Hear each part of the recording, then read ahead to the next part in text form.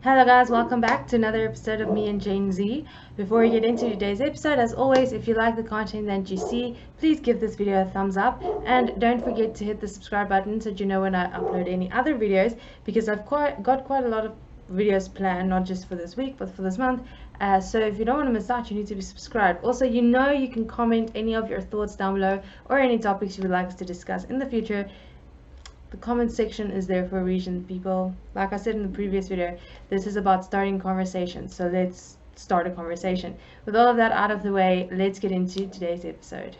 Okay, so today's episode, you probably read the title, is The Power of Journaling. Before we get into this, I know it's on podcast and YouTube. If you do hear a fan, I'm sorry if that sound is disturbing you, but it is insanely hot. And you can already see I'm kind of shiny if you're watching on YouTube. It's warm. That's why the fan is on. Usually I wouldn't do this because obviously the sound, but it is what it is. Anyway, so let's get into today's video. The power of journaling. Now, I spoke last week about not just running this race to get to the end and actually starting to enjoy the moments every single day, every single minute of every single day that we're given, and not just waiting for the day to end, the week to end, or the year to end. And I think a big part of that is learning what makes us negative, learning what has negative effects on us, and trying to better that.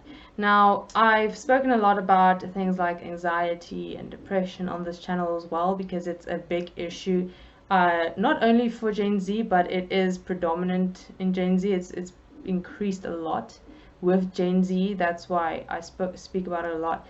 And I've always struggled with journaling, which is weird because I do like writing fiction. So it's not that I don't have the ability to write, it's just journaling was always difficult for me because you have to remember the day and remember how you felt during the day and then kind of put it into words, and it's, I don't know, it was all just, I don't know, I just couldn't get into journaling. And I've heard people say it's beneficial, it helps you get your feelings out onto paper, it helps you deal with things, and I can understand why, because when I write fictional stories, it's very therapeutic. I feel very calm afterwards, so I could get the benefit. But journaling, I just struggled, especially with staying consistent. I'd journal like once or twice, and then I'd forget about it for like 2-3 months, and then. But I think I found a way this new year to actually do journaling, if you want to call it that, in a way that works for me and that I've actually found very effective in changing my mindset, changing how I think, not changing, but bettering in a way. So the way I did it is I wrote down goals. Now, you may call them New Year's resolutions, whatever. I don't think it's New Year's resolutions so much as things I really want to achieve. Maybe not even within this year, but eventually. It's like life things that I think are really important for me to live a healthy life. And the way I wrote them down is not I want to, but I will. That's from what I've seen, like a psychological trick for your brain. It motivates you, because if you say I want to, it's like maybe, maybe not. But if you say I will, then it's like, okay, you're going to do this. Okay, it's going to happen. So what I have 7 in total, and I arranged them in order of importance, because obviously some of them are more important to me than others. And I wrote down these 7 things in, like, perhaps it's something like starting an exercise program. I will stick to an exercise program. Instead of I want to stick to an exercise program, you say I will stick to an exercise program. You kind of speak that out over your life. You will do it. So what I did is I wrote down these 7 life goals, things I want to achieve, New Year's resolutions, whatever it is you want to use. I wrote them down in order of importance, and I got to 7. Now obviously there are smaller other things that I really want to achieve, but I really focused on what was really, really important to me, and things that I feel like will not only just make this year better, but will eventually have a very positive effect on my entire life in the future. That's why I'm saying it's not necessarily goals or New Year's resolutions, but more of a life change that I think, you know, will benefit my life positively. And it's varying. So whatever it is for you, it can be something as simple as I will drink 8 glasses of water every single day. Okay, because we all struggle with different things, and we all have to make different changes to achieve what we want to achieve. So that's what I did first. I made that list, 7 things, and then every day this year so far, I've taken that day and written down in order what I did on that day to work towards that goal. So I write down number 1 and what I did that day, or what happened in that day that made me realize why this is important, or that made me actually move closer to this goal, or that is going to help me achieve this goal. So I write down 1 through 7. Every single thing I write down, this and this and this. Some of them are connected. So some of the things I write down are quite similar because some of them are connected. Most of it has to do with mental health, and then some of it has to do with physical health, and other things is to do with my future career-wise things that I want to do. So I kind of broke it into that. Mental health is at the top of the list because I do feel that is the most important, because if you're mentally unhealthy, it's going to be really hard for you to get physically healthy, even if that's a goal. So I did mental health, physical health, and then my future. And that's kind of the order in which I ordered 1 through 7.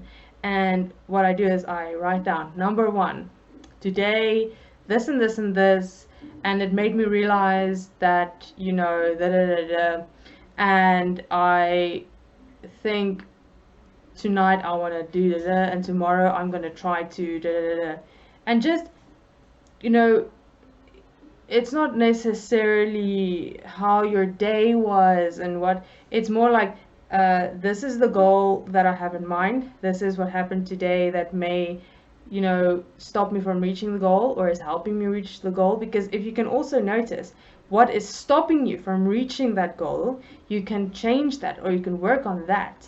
So that is the second part. It's not only like writing down how you're going to get to that goal, what happened in that day is making you reach that goal. The second part is writing down what is stopping you from achieving that goal, writing down what is getting in your way, and then finding a way to change it or work around it. You know, finding solutions. Because once you write it down, you start noticing, but this thing is a common denominator, and this might be the reason why I've never gotten to my goal. So maybe if I focus on changing this thing, I will eventually get to the big thing. Now, one of my goals I'm going to tell you is getting better control of my thoughts and getting better control on my anxiety, because I found that, you know, it takes one small thing to throw me off, to put me into an overthinking state, and to just create this feeling of frustration and anxiety within me, especially when I'm at work, which I feel like you can relate to. And yes, it's a frustrating environment for me at the moment, because obviously I have big dreams for my future. So, you know, but I know you have to take small steps to get to where you want to be. Not all of the steps are going to be pleasant, but I am willing to make the sacrifice because I know what the end goal is. But it can ruin an entire day for me. And even though I'm at work, where a lot of people, you know, you don't really want to be, especially if you're not one of the lucky ones who is doing like your dream job, I still want to have a positive experience, and I still want to enjoy the day. I still want to have a positive day. I still want to make the most of that day, because like I said in my previous video, I don't want to just live for the end of the day or the end of the journey or when I eventually get to my goal. I want to live for every single second of every single day. So that was one of the big goals that I wrote down. And this is the goal I think the journaling is helping with the most, because I can write down what in that day caused me to start overthinking. What in that day, when in that day what moment, what thing was said, what thing happened that caused me to start feeling anxious, that's caused me to start feeling frustrated, or that, you know, started me thinking maybe negative thoughts or just overthinking in general. And then when I can pinpoint the things that frustrate me, that make me anxious, that, you know, get negative thoughts running around in my mind, I can start working on these small things. You know, it may take a while, because getting control of your mind isn't an easy task, because it's habits. You form certain habits that are really, really hard to break, especially in your thinking pattern. But this structure of writing things down has worked for me, because traditional journaling hasn't really worked for me, because I just couldn't sink my teeth into it. I know a lot of people can, and they enjoy it and it helps them, and that's amazing. This, I just think, is still journaling with a different structure. And now that I can pinpoint what makes me frustrated or anxious or get negative thoughts into my brain, I can start changing these little things, start taking control of these little things, to eventually get to the big picture of being in control of my mind, my thoughts, and my anxiety. And it's been a week. I'm filming this on Sunday. So it's been about a week that I've been doing this, a little bit more of a week, and I've noticed a amazing difference. Now, yesterday, Saturday, I still had to work, and I still had a moment where I was so frustrated and annoyed, and just these thoughts that were going in my brain, I don't even want to discuss with you.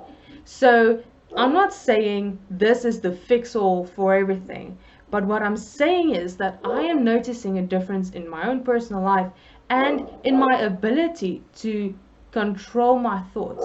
Maybe I cannot stop them from coming just yet, but I can manage to let go of them so that they don't ruin the rest of my day, and I can find a way to enjoy the rest of the day.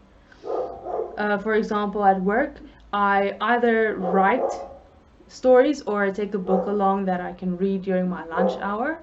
That helps me relax, calm down, and just enjoy the day. So that's what I wanted to talk about, because I feel like we do talk about what problems we're facing a lot in these episodes, but I want to start talking about solutions as well. But I didn't want to be a hypocrite and come and tell you to just start journaling because that is going to fix everything. I want to tell you what has worked for me, because personally, just traditional journaling has not worked for me. I found it very hard, and seeing all this mess of emotions on paper just made me feel worse in a way. But having this kind of structure of having the 7 goals and writing them down in the way that I did, like, I will take control of my thoughts, I will stick to an exercise plan, I will get in the nutrients my body needs, okay, I will film my YouTube videos. Writing it down like that has given me the motivation, because it's like, I am going to do this. Psychologically, maybe it's just a psychological thing.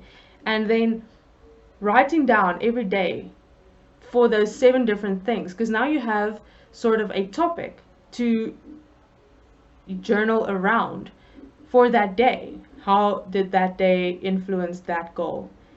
It has started making a very big change in my life. It has made me realize what are the things that I need to work on, what are things that make me feel certain ways or do certain things, what are things that get me off path, for example with an eating plan or an exercise plan or getting to film my videos. I'm just naming random examples, but what are the things that are influencing that, and what are the things in my days that make me feel like I've had a bad day, even though it was actually a good day, because it was a day I had. It was 24 hours that I was blessed with, so I should have had a good day despite the small bad things that happened.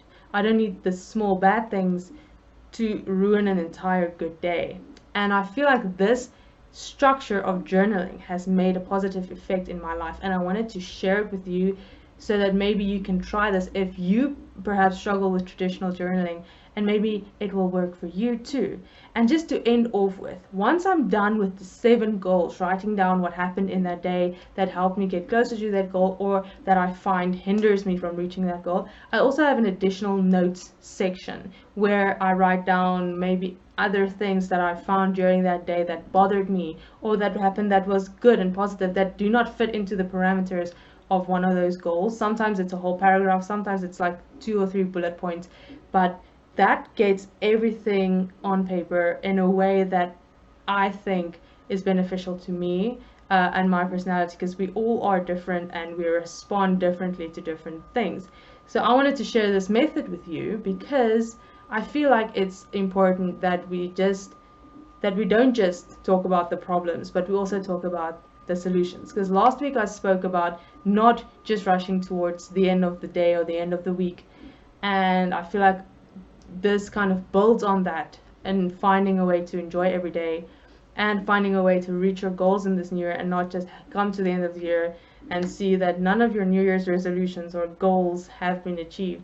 So that's why I wanted to share this with you today.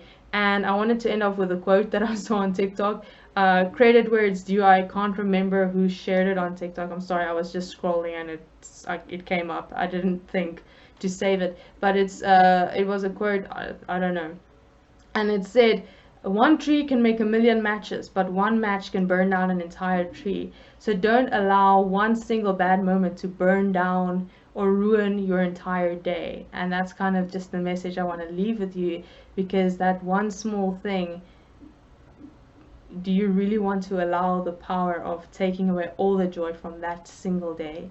And that is my message for today. I know the thing was journaling is the answer. What am I titling this? I can't even remember. But that is because I wanted to share a practical solution that may or may not work for you, but it's worth a shot. And I also wanted to motivate you for the rest of this week so that you enjoy every single day and try to not let the bad things get you. So it was kind of a two-in-one message type thing. But that is it from me for today, guys. I hope you had a wonderful Monday, or have a wonderful Monday time zones, and that you have a wonderful week. And I look forward to posting more videos, chatting to you guys again soon if you're listening on podcast. Have a good week, and hopefully I'll see you guys again soon.